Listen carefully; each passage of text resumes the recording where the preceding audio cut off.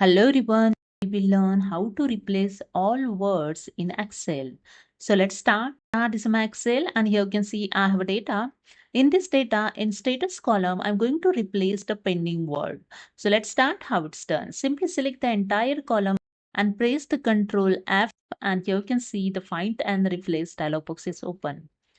Click on the Replace tab and find what, enter the pending. So I'm going to find pending word and the replace with in process. Okay. So I just add here replace with in process. Okay. And after that, click on the replace all and that's it. All done. We made 5 replacement. Click on OK, close this dialog box. And here you can see the pending word replaced with the in process word. Okay.